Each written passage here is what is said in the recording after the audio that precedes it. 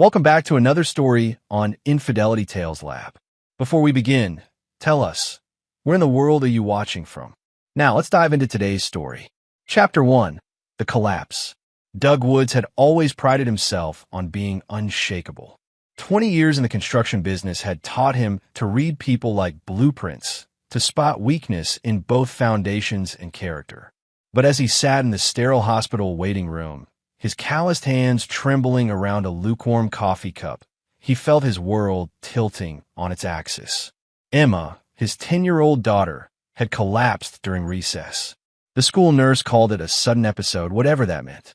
One moment she was laughing with her friends on the playground, the next she was unconscious on the asphalt. Doug had dropped everything, leaving his construction crew mid-pour on the Henderson project, and raced to Mercy General Hospital. The emergency room doctor, a tired-looking woman in her 50s, had taken Emma back for tests immediately. That was 2 hours ago. Doug checked his phone for the 100th time. No word from Tanya, his wife of 12 years. She wasn't answering her calls, and her location services showed she was at the Riverside Mall, probably shopping again, oblivious to the crisis. Mr. Woods? A young nurse with worried eyes approached him. Her scrubs were wrinkled, and she kept glancing back toward the emergency department doors. Sir, I need you to call your wife right now. She needs to get here immediately. Doug's blood ran cold. What? Why? No time to explain. Just hurry. The nurse's voice cracked with urgency. With shaking hands, Doug grabbed his phone and dialed Tanya's number again. This time she answered on the first ring. Doug? What's wrong? I saw your missed calls. Emma's in the hospital. You need to get here now. Mercy General, Emergency Department. Oh my God, what happened? I don't know yet. Just get here. The line went dead. Doug stared at his phone, then at the nurse who was still hovering nearby, wringing her hands. What aren't you telling me? Doug's voice carried the authority of a man who commanded construction sites and didn't tolerate evasion. The nurse glanced around nervously. The doctor will explain everything when your wife arrives. The test results, they're concerning. Very concerning. 30 minutes later, Tanya burst through the emergency department doors. Her blonde hair was perfectly styled, her makeup immaculate despite the supposed rush. She wore a new dress Doug didn't recognize and carried a shopping bag from Victoria's Secret. For a woman racing to the hospital for her daughter's emergency, she looked remarkably put together. Where is she? Where's Emma? Tanya's voice was shrill, but Doug caught something else underneath the panic. Was that relief? Dr. Patricia Hernandez emerged from the back, her expression grim. Mr. and Mrs. Woods? Please follow me to a private room. They settled into uncomfortable chairs in a small consultation room. Dr. Hernandez closed the door and took a deep breath. Your daughter is stable, but I need to discuss her test results with you.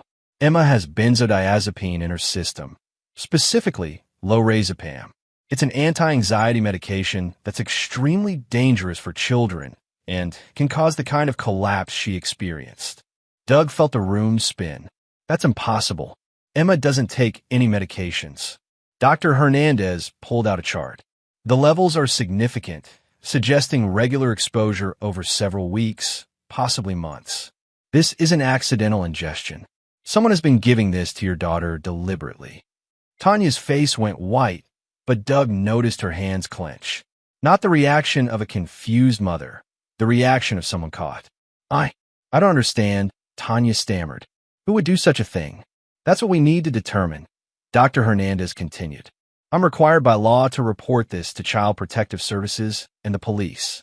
This appears to be a case of child endangerment, possibly poisoning. Doug's mind raced. Lorazepam. He knew that name. He'd seen it before, recently. Where? It hit him like a sledgehammer to the gut. Tanya's purse. 2 weeks ago, he'd been looking for breath mints and found a prescription bottle with that exact medication. When he'd asked about it, she'd said it was for her nerves and that her doctor had prescribed it for her job stress. She worked part-time at a dental office, hardly a high-stress career. But why would Emma have it in her system unless? Doug looked at his wife, really looked at her. The new clothes, the perfect appearance despite the emergency, the way she'd been working late so many nights, the mysterious phone call she took in the other room. The pieces started falling into place with devastating clarity. "Doctor," Doug said slowly, "I need to speak with my wife privately for a moment." Dr. Hernandez nodded. "I'll give you 5 minutes. Then we need to discuss next steps." When the door closed, Doug turned to face Tanya. His voice was barely above a whisper, but it carried the weight of a wrecking ball. "You've been drugging our daughter." Tanya's perfectly applied mascara started to run. "Doug, you've been giving her your anxiety medication to make her sleep so you could sneak out, so you could cheat." The accusation hung in the air like poison gas. Tanya's mouth opened and closed, but no sound came out. "How long?" Doug's voice was getting quieter, more dangerous. "How long have you been poisoning my daughter to cover up your affair?" Chapter 2. The Unraveling Truth. Tanya's composure cracked like thin ice under pressure. "Doug, please let me explain." "Explain." Doug stood slowly, his 6'3" frame casting a shadow over his wife. "Explain how you've been drugging our 10-year-old daughter? Explain who you've been fucking while Emma lay unconscious in her bed." The crude word hit Tanya like a slap. In 12 years of marriage, Doug had never spoken to her that way. He'd been raised by a religious grandmother who taught him to treat women with respect. But respect was earned, and Tanya had just lost every ounce she'd ever possessed. "It's not what you think," she whispered. "Then tell me what it is." Tanya looked toward the door as if planning an escape, but Doug's presence blocked any exit. I met someone. At work. It started innocently, just coffee, but you decided to drug our daughter so you could sleep with him. Only gave her half a pill, just enough to help her sleep deeper. I thought it would be better if she didn't know I was gone." Doug's hands clenched into fists. In his line of work, he'd learned to control his temper. Construction sites were dangerous enough without hotheads swinging hammers. But right now, he wanted to put his fist through the wall. Better for who? Better for you, so you could whore around without consequences. Tanya flinched. "Don't call me that. What would you prefer? Child abuser? Because that's what you are, Tanya. You poisoned our daughter. She could have died." The truth of it seemed to hit Tanya for the first time. Her face crumpled, and she began to sob. "I'm so sorry, Doug. I never meant for this to happen. I love Emma." "Don't." Doug's voice cut through her tears like a blade. "Don't you dare say you love her. People who love their children don't drug them. They don't risk their lives for a quick fuck with some loser." A knock on the door interrupted them. Dr. Hernandez entered with a police officer, a tall man with graying temples who introduced himself as Detective Anthony Andrews. "Mr. and Mrs. Woods, I need to ask you some questions about your daughter's condition." Doug looked at Tanya, giving her one last chance to confess. She remained silent, still crying into her hands. "Officer, I believe my wife has been giving Emma medication without my knowledge or consent." Detective Andrews pulled out a notepad. "What kind of medication?" "Lorazepam. My wife has a prescription, and I believe she's been giving it to Emma to make her sleep while she—" Doug paused, choosing his words carefully. "While she conducted an extramarital affair." The detective's eyebrows rose. "Ma'am, is this accurate?" Tanya looked up, her makeup completely ruined. I made a mistake. I only wanted Emma to sleep better. I didn't think." "How long has this been going on?" Detective Andrews asked. Maybe 6 weeks." Doug felt something cold and hard settle in his chest. 6 weeks. 6 weeks of poisoning his daughter. 6 weeks of betrayal. "Ma'am, I'm going to need you to come to the station for questioning. Mr. Woods, you'll need to speak with Child Protective Services. Given the circumstances, Emma will need to remain in the hospital for observation, and there will be an investigation into her living situation." The next few hours passed in a blur of forms, interviews, and devastating revelations. Tanya was arrested on charges of child endangerment and administered medication without a prescription. Emma woke up groggy but alive, asking for her mother with innocent eyes that nearly broke Doug's heart. As evening fell, Doug sat alone in Emma's hospital room, watching his daughter sleep naturally for the first time in weeks. Detective Andrews had given him preliminary details about Tanya's affair. The man's name was Kirk West, a pharmaceutical sales representative who frequented the dental office where Tanya worked. He was married with 2 kids of his own. Doug's phone buzzed with a text from his foreman. "Henderson, poor finished clean." Take all the time you need, boss.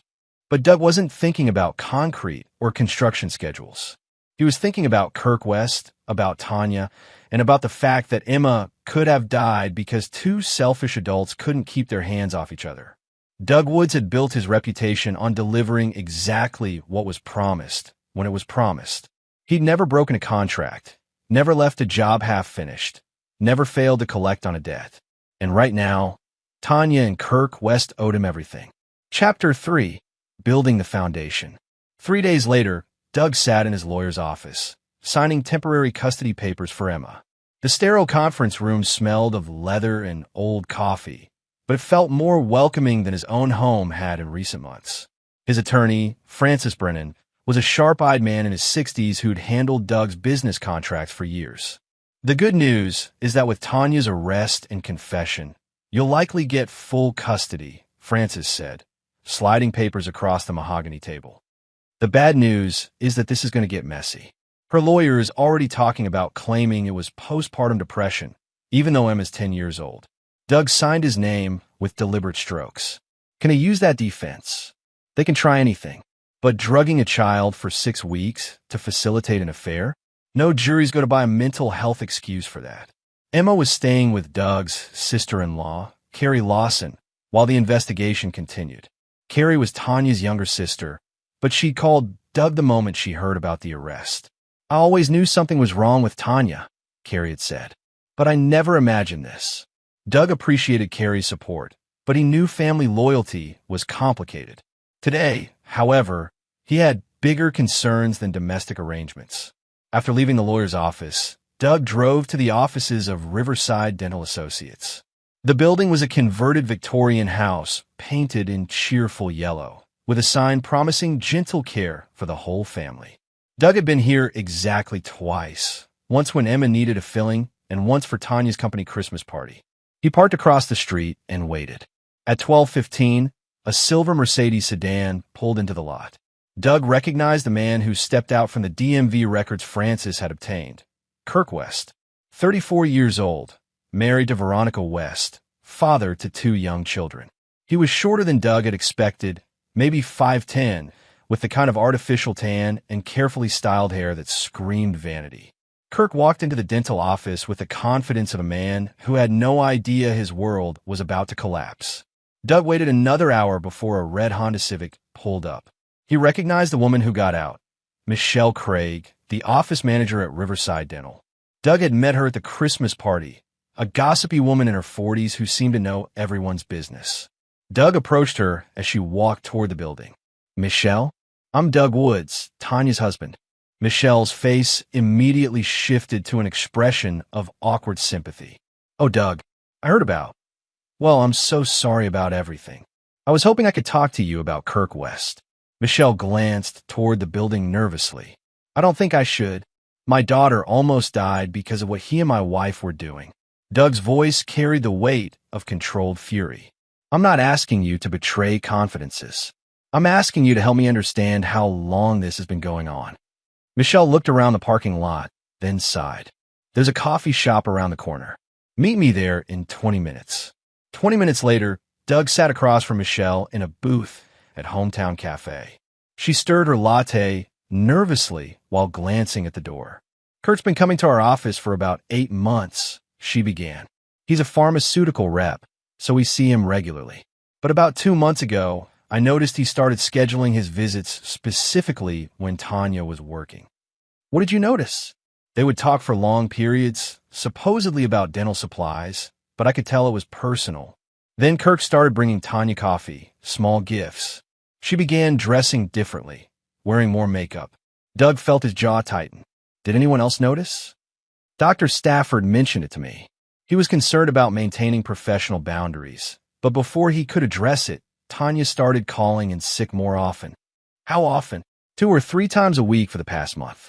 She'd call an hour before her shift, claiming Emma was sick or she had a family emergency. So Tanya had been lying to her employer too, using Emma as an excuse while she was actually drugging her. The scope of the betrayal kept expanding. Michelle, I need to ask you something else. Kirk's married, right? Yes, very much so. His wife is lovely. She's come to a few office events. Veronica, I think. They have young children. Doug thanked Michelle and left the cafe with his mind racing. Kirk West wasn't just an adulterer. He was a family man willing to destroy 2 households for his selfish desires. And based on what Michelle had said, he was the aggressor in pursuing Tanya.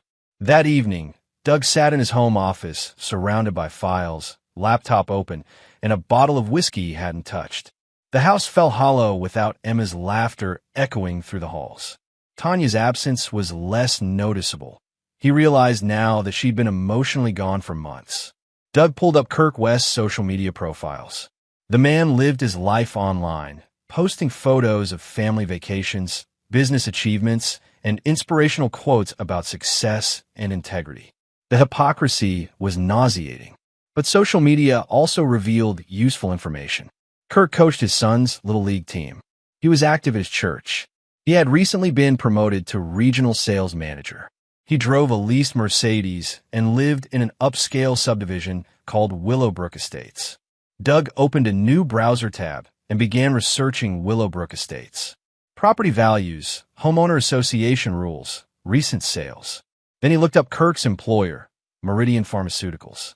By midnight, Doug had compiled detailed profiles on both Kirk and Tanya. Their routines, their weaknesses, their pressure points. He'd learned that Kirk's wife, Veronica, was a pediatric nurse who worked at the children's hospital. She would be devastated to learn her husband was involved in drugging a child. Doug had built his construction business by understanding that every project required careful planning, quality materials, and precise execution. Revenge, he was learning, required the same approach. He opened a new document on his laptop and began typing. Project, Justice Phase 1, Intelligence Gathering, Complete Phase 2, Asset Positioning Phase 3, Execution. Doug had always been a methodical man. He built foundations that lasted decades, structures that could withstand storms and time. What he was planning for Kirk West and Tanya would be built the same way, carefully, thoroughly, and permanently. The only difference was that instead of building something up, he was going to tear their lives down, brick by brick, until nothing remained but rubble. Chapter 4. Gathering the Crew. Doug had learned long ago that the most complex construction projects required specialized subcontractors. Demo work needed explosive experts, electrical required licensed electricians, and plumbing demanded someone who understood pressure and flow. His current project, dismantling Kirk West and Tanya's lives, would require equally specialized help.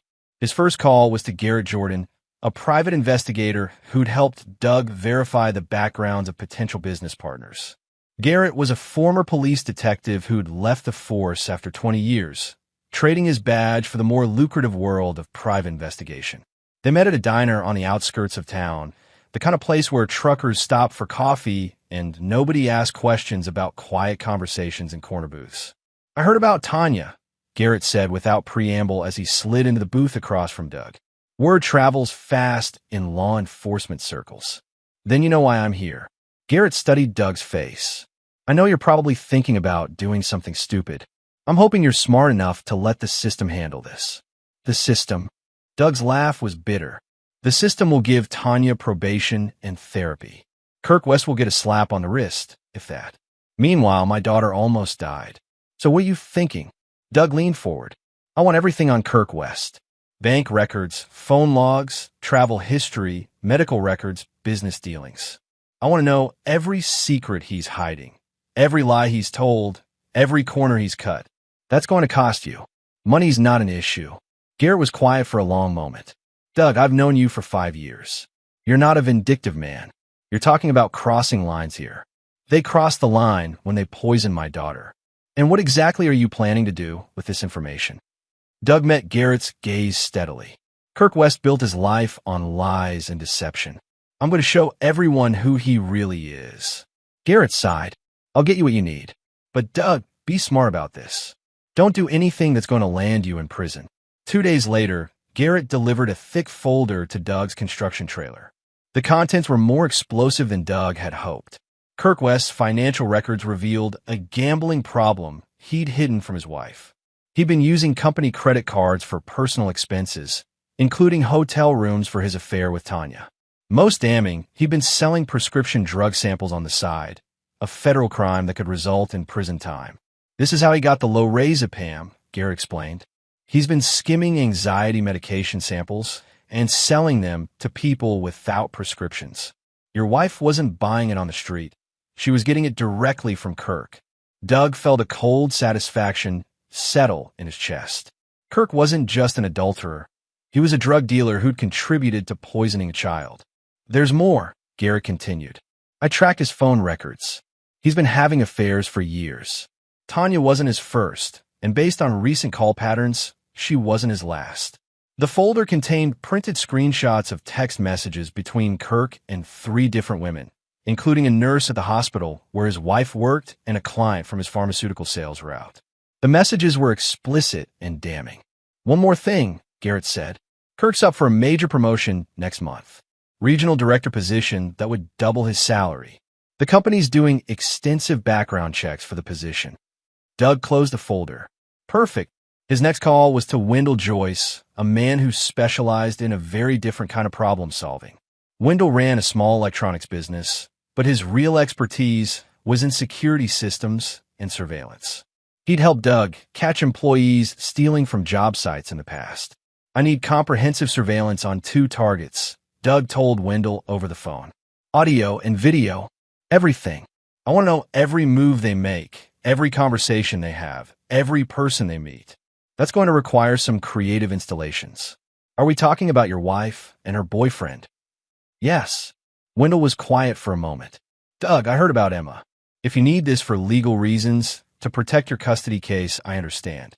But if you're planning something extra legal, I'm planning to give them exactly what they deserve. 3 days later, Wendell had installed micro cameras and audio devices in locations where Kirk and Tanya were likely to meet. The technology was sophisticated enough to capture clear video and audio from significant distances.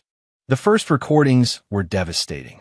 Kirk and Tanya met at a hotel 2 towns over, apparently unaware that Tanya's arrest had compromised their secret. Their conversation revealed the true scope of their callousness. My lawyer says I'll probably get probation, Tanya said on the recording. A year of therapy and community service. What about Doug? Kirk's voice was clear despite the long-range microphone. He'll get over it. He always does. Doug's not the type to hold grudges.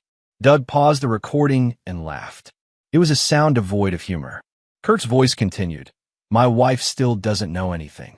As far as she's concerned, I've been working late on client meetings. What about after this whole thing dies down? Can we still see each other? We'll be more careful. Maybe rent an apartment across town. Somewhere Doug won't think to look. Doug stopped the recording. They were planning to continue their affair, even after nearly killing Emma. They felt no remorse, no guilt, no responsibility for what they'd done. But the most revealing part came 20 minutes later in the recording. I still can't believe you gave her that much medication, Kirk said. You said it would just make her sleep deeper. I said half a pill, Tanya. Half a pill once a week, not every night for 6 weeks. Jesus Christ, you could have killed her. But I didn't. She's fine. She collapsed at school and nearly went into a coma. That's not fine. Well, maybe if you'd found us a better place to meet, I wouldn't have needed to drug her so often. The casual way they discussed poisoning his daughter made Doug's vision go red. They were arguing about technique, not morality. They saw Emma as an obstacle to their convenience, nothing more. Doug had what he needed. Now it was time to start construction on their destruction. Chapter 5, Breaking Ground. Doug's demolition of Kirk West's life began with surgical precision. He learned in construction that the most effective way to bring down a structure was to remove its critical support points, then let gravity do the work. His first target was Kirk's promotion. Doug used an untraceable email account to send Meridian Pharmaceuticals' corporate compliance department a package containing Kirk's financial records, documentation of his unauthorized use of company credit cards, and evidence of his illegal prescription drug sales. The email was professionally written, presenting the information as coming from a concerned employee who wished to remain anonymous. Doug included enough corroborating evidence to make the allegations impossible to ignore. Within 48 hours, Kirk West was suspended pending investigation. Doug learned about the suspension from Michelle Craig, who mentioned during a chance encounter at the grocery store that Kirk had canceled all his appointments for the week. He seemed really shaken up, Michelle said. Word is there's some kind of corporate investigation. The second phase targeted Kirk's marriage. Doug had Wendell deliver a package to Veronica West's workplace at the Children's Hospital. The package contained printed copies of Kirk's text messages with multiple women, hotel receipts, and photographs from the surveillance equipment showing Kirk entering hotel rooms with various women, including Tanya. Doug had been careful to edit out any images that might identify Emma or compromise his daughter's privacy. This wasn't about his family. It was about Kirk's. The package included a note. Your husband has been having affairs for years. He's also been selling prescription medications illegally. I thought you deserved to know the truth. Doug watched from across the street as Veronica West opened the package in the hospital parking lot during her lunch break. Even from a distance, he could see her face change as she processed what she was seeing. She sat in her car for nearly an hour, going through every piece of evidence.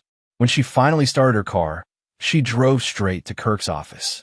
Garrett's contacts in the police department confirmed that Veronica West had filed for divorce that afternoon and obtained a restraining order requiring Kirk to stay away from their home and children. She also turned over evidence of his prescription drug dealing to the DEA, Garrett told Doug. Kirk's looking at federal charges now. But Doug wasn't finished. Phase 3 was the most personal. Using information from Kirk's social media posts, Doug learned that Kirk coached his 8-year-old son's Little League team and was scheduled to coach a game that Saturday. Doug arrived at the baseball field early, wearing a baseball cap and casual clothes that made him blend in with the other parents. He waited until Kirk arrived, then approached him near the dugout. Kirk West. Kirk turned, his face haggard from 3 days of professional and personal crisis. Yeah, I'm Doug Woods, Tanya's husband. Kirk's face went white. He glanced around at the other parents and children nearby. Look, man, this isn't the place. You're right, Doug said quietly. This isn't the place for a man who drugs children to be around kids. I never. You provided the medication. You told my wife how much to give Emma. You turned my daughter into collateral damage for your sick games. Kirk tried to back away, but Doug stepped closer. At 6'3" and 200 pounds of muscle built by 20 years of physical labor, Doug was an intimidating presence. Your life is over, Doug said in a voice only Kirk could hear. Your job is gone. Your wife has left you. Federal agents are going to arrest you for drug dealing. But that's just the beginning. What do you want? Kirk's voice cracked. I want you to understand something. Every day, for the rest of your pathetic life, you're going to remember that you almost killed an innocent child because you couldn't keep your dick in your pants. And every time you think about trying to rebuild your life, I'm going to be there to remind people exactly who you are. Doug pulled out his phone and showed Kirk the screen.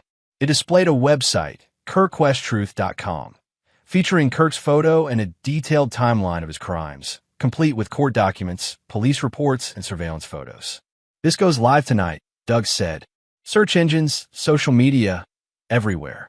Every future employer, every potential romantic partner, every neighbor and every place you try to live will know exactly what kind of man you are.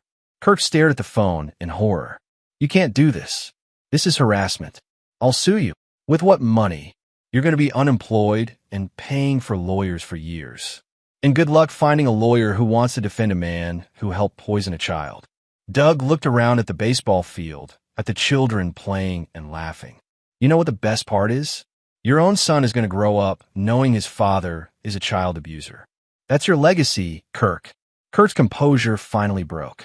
Please, man, I made a mistake. I'm sorry about Emma. I really am. But my kids don't deserve this. You should have thought about your kids before you started dealing drugs and fucking married women. Doug's voice remained calm, which made his words even more terrifying. You should have thought about Emma before you helped poison her. Doug started to walk away, then turned back. Oh, and Kirk, if you ever contact my wife again, if you ever come within a mile of my daughter, if you even think about trying to rebuild your life in this town, I'll make what's happening to you now look like a vacation. As Doug walked back to his truck, he could hear Kirk's phone buzzing with text messages and calls. The website had gone live automatically, and social media alerts were already spreading the news. By Monday morning, Kirk West's name would be synonymous with child endangerment and prescription drug dealing throughout their community. His coaching position would be terminated, his church membership revoked, and his neighbors would cross the street to avoid him. Doug had been methodical, thorough, and completely legal. Everything he'd revealed was documented fact, obtained through legitimate means. Kirk could sue for harassment, but he'd have to explain in court why being exposed for his actual crimes constituted harassment. Now it was Tanya's turn. Chapter 6: Structural Damage. Tanya's destruction required a more delicate approach. Unlike Kirk, she was still Emma's mother, and Doug needed to be careful not to do anything that might negatively impact his custody case. But that didn't mean she would escape consequences. Doug's first move was financial. As Tanya's husband, he had legal access to their joint accounts and credit cards.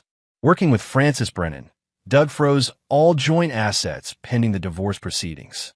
He also canceled Tanya's credit cards and removed her access to their savings account. She'll have access to funds for necessities through the court, Frances explained. But her shopping sprees and luxury spending are over.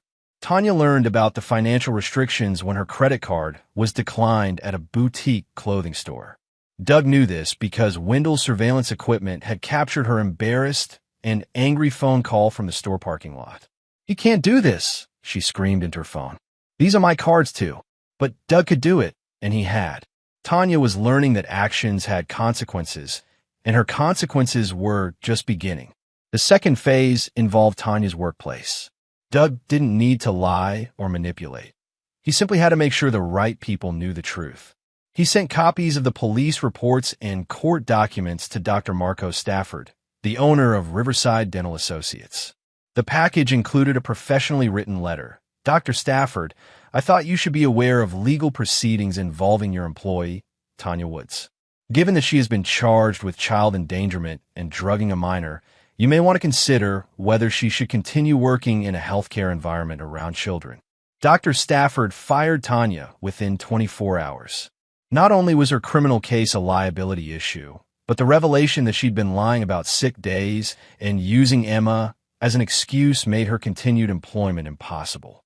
Tanya's third blow came from an unexpected source: her own family. Carrie Lawson had been taking care of Emma during the investigation, and Emma had begun opening up about the months leading up to her collapse. The innocent revelations of a 10-year-old painted a devastating picture of Tanya's negligence. "Mommy used to give me special vitamins to help me sleep better," Emma told Carrie one evening. She said they were just for big girls who needed extra rest. "How often did Mommy give you these vitamins?" Carrie asked gently. "Every night before bed. But sometimes I felt really sleepy during the day too. My teacher asked if I was getting enough sleep, but I told her about the special vitamins and she looked worried." Carrie called Doug immediately. "The school knew something was wrong," she said. Emma's teacher noticed she was unusually drowsy and asked about her sleep schedule. Emma told her about the vitamins months ago. Doug felt his anger reignite. The school had been concerned enough to ask questions, which meant Tanya's drugging of Emma had been noticeable to trained professionals. Yet Tanya had continued the abuse for weeks afterward. Armed with this new information, Doug visited Emma's school and spoke with her teacher, Mrs. Charlotte Rhodes. She confirmed that she'd noticed Emma's excessive drowsiness and had documented her concerns. "I filled out incident reports 3 times, Mrs. Rhodes explained. Emma would fall asleep during lessons, which was very unusual for her. She's normally one of our most energetic students. Did you report this to anyone?" "I spoke with the school nurse and the principal. We discussed calling child services, but Emma always said she was just tired from staying up late reading. We decided to monitor the situation." Doug obtained copies of the incident reports, which provided additional evidence of Tanya's prolonged abuse. The reports were dated over a 6-week period, corroborating the timeline established by Emma's blood tests. But the most damaging revelation came from Carrie herself. "Doug, I need to tell you something," Carrie said during one of their meetings to discuss Emma's care. "I knew Tanya was having an affair." Doug felt his world shift again. "How did you know?" "She asked me to lie for her about 2 months ago. She said if you ever called looking for her, I should tell you she was with me. She claimed she was planning a surprise for your anniversary and needed an alibi. Why didn't you tell me?" Carrie's eyes filled with tears. Because I believed her. She's my sister, and I thought she was trying to do something nice for you. I had no idea she was drugging Emma. The betrayal ran deeper than Doug had imagined. Not only had Tanya been poisoning their daughter and cheating on their marriage, but she'd manipulated her own family into being accomplices. Carrie had been scheduled to testify as a character witness for Tanya during the custody hearing. Instead, she would now testify about Tanya's manipulation and deception. I can't support what she's done, Carrie told Doug. Emma is my niece, and her safety comes first. Tanya made her choices. The final phase of Tanya's demolition was social. Doug didn't need to spread rumors or lies. He simply had to ensure that the truth was widely known. He created a detailed timeline of events and shared it with their mutual friends, neighbors, and acquaintances. The timeline included court documents, medical records, and police reports, all public information that painted an undeniable picture of Tanya's actions. The response was swift and devastating. Friends who had known Tanya for years cut off contact. Neighbors who had previously chatted with her over backyard fences now looked away when she passed. The other mothers at Emma's school refused to acknowledge her presence. Tanya found herself completely isolated, unemployed, and facing criminal charges. She was living in a small apartment across town, subsisting on court-mandated support payments that barely covered her basic needs. But Doug wasn't finished. He had one more devastating blow planned for both Tanya and Kirk, something that would ensure they could never recover from what they'd done. Chapter 7. The Foundation Cracks. 6 weeks after Emma's collapse, Doug received a call that changed everything. Detective Andrews' voice was tense with urgency. Doug, we need to talk. There's been a development in Emma's case. They met at the police station, where Detective Andrews spread a series of photos across his desk. The images showed prescription bottles, cash, and what appeared to be a drug transaction taking place in a parking lot. We've been investigating Kirk West's prescription drug operation, Detective Andrews explained. What we found is bigger than we initially thought. Kirk wasn't just selling samples. He was running a full distribution network. Doug studied the photos. What does this have to do with Emma? Kirk was selling lorazepam and other controlled substances to at least 15 people in the area. But here's the thing. Some of his clients were parents. The implication hit Doug like a physical blow. Other children. We've identified at least 3 other cases where parents were giving their children unprescribed medication obtained from Kirk West. 2 were using it to control ADHD symptoms without proper medical supervision. 1 was using it exactly like your wife, to make their child sleep deeper during parental activities they wanted to hide. Detective Andrews pulled out another file. The other child who was being drugged for parental convenience? She's 6 years old. She's been hospitalized twice in the past month for unexplained fatigue that doctors couldn't diagnose. Doug felt sick. Kirk West hadn't just enabled Tanya's abuse of Emma.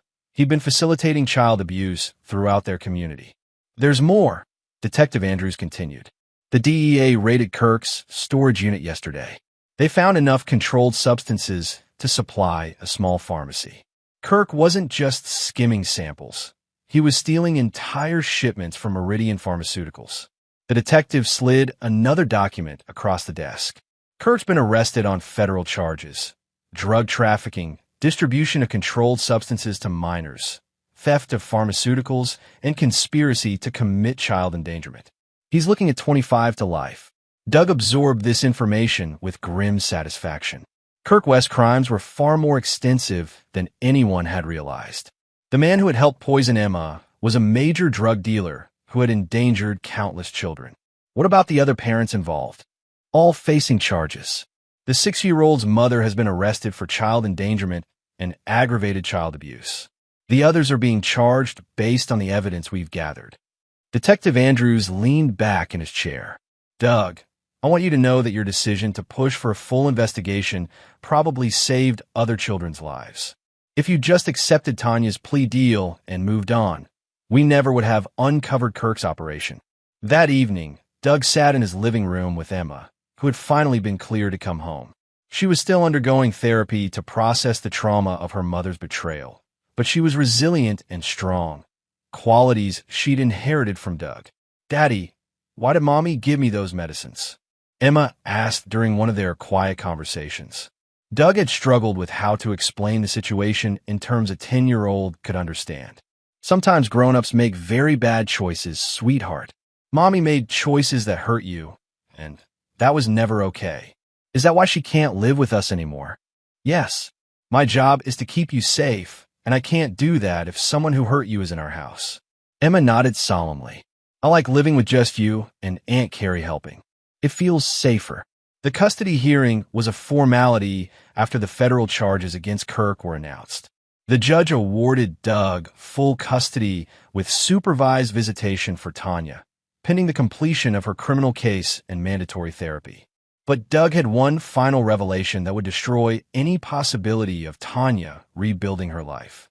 Working with Garrett Jordan, Doug had traced the timeline of Tanya's affair more precisely. What they discovered was that Tanya hadn't just been cheating. She'd been planning to leave Doug and take Emma with her. Garrett had found evidence that Tanya and Kirk had been looking at apartments together, researching custody laws, and even consulting with a lawyer about divorce proceedings, all while they were drugging Emma. She wasn't planning to stop the medication, Garrett explained. Based on the evidence, they were going to continue drugging Emma to manage her during the transition to their new life together. The most damning evidence was a text message from Tanya to Kirk. We'll have to keep giving her the pills until she adjusts to the new arrangement. Maybe we can wean her off them gradually once we're established. They had been planning to continue poisoning Emma indefinitely, treating her like an inconvenient obstacle to their happiness rather than a human being who deserved protection and love. Doug presented this evidence to the prosecutor handling Tanya's case. The revelation that she had been planning to continue the abuse as part of a broader scheme to abandon her marriage transformed her charges from simple child endangerment to conspiracy to commit aggravated child abuse. Tanya's plea deal was revoked. She would now face trial on felony charges that carried a potential sentence of 5 to 15 years in prison.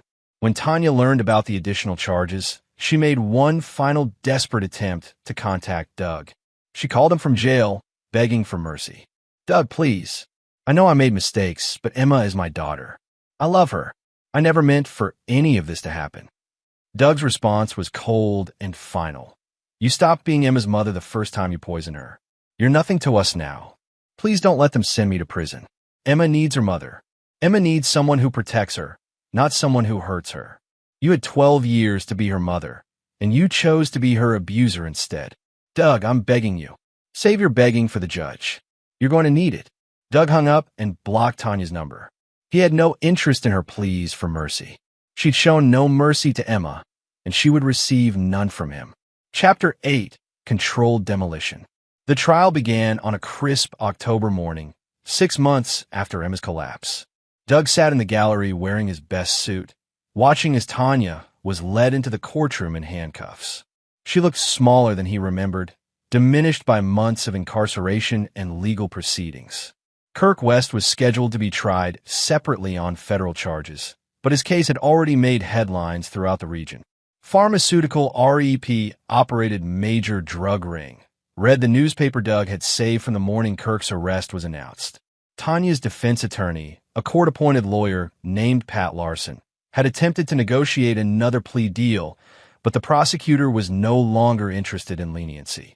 The evidence was overwhelming, and the additional charges related to Tanya's conspiracy with Kirk had eliminated any possibility of mercy. The prosecution's case was methodical and devastating. Dr. Hernandez testified about Emma's condition when she arrived at the hospital, explaining how close Emma had come to a potentially fatal overdose. Detective Andrews presented the timeline of abuse and the evidence of premeditation. Carrie Lawson's testimony was particularly damaging. She explained how Tanya had manipulated her into providing false alibis, and how Emma's innocent revelations had exposed the extent of the abuse. My sister asked me to lie for her, Carrie said from the witness stand. She told me it was for a surprise she was planning for Doug. I believed her because I trusted her. I never imagined she was using my lies to cover up the fact that she was drugging my niece. The defense tried to argue that Tanya was a victim of Kirk West's manipulation, portraying her as a naive woman who had been led astray by a sophisticated criminal. But the prosecution's evidence painted a different picture. Text messages between Tanya and Kirk showed that she had been an active participant in planning their affair and had enthusiastically embraced the idea of drugging Emma to facilitate their meetings. In several messages, Tanya had actually suggested increasing Emma's dosage when the child showed signs of waking up too early. The most damning evidence came from the surveillance recordings Wendell had captured. The jury listened in horrified silence as Tanya and Kirk discussed Emma's condition with casual indifference. "She's fine," Tanya's voice echoed through the courtroom. "She's just sleeping better than usual. Maybe if you'd found us a better place to meet, I wouldn't have needed to drug her so often," the recording continued. Doug watched the jury's faces as they processed the casual way Tanya discussed poisoning her daughter. Several jurors were visibly disturbed, and one woman was wiping away tears. When it came time for victim impact statements, Doug took the stand. "Emma is 10 years old," he began, his voice steady despite the emotion underneath. "She should be worried about homework and playground games and which friends to invite to sleepovers. Instead, she's in therapy trying to understand why her mother poisoned her." Doug looked directly at Tanya as he continued. "The defendant stole 6 weeks of my daughter's childhood. She put Emma's life at risk for the sake of sexual gratification. She turned our home into a place where Emma wasn't safe, even in her own bed. But the worst part isn't what she did, it's how she did it. She looked Emma in the eye every night and gave her poison while telling her it was medicine to help her feel better. She violated the most basic trust between a parent and child." Doug's voice grew harder. "The defendant has shown no genuine remorse. Even after Emma's hospitalization, she continued meeting with her accomplice to plan their future together. She saw Emma's suffering as a minor inconvenience, not a tragedy she had caused."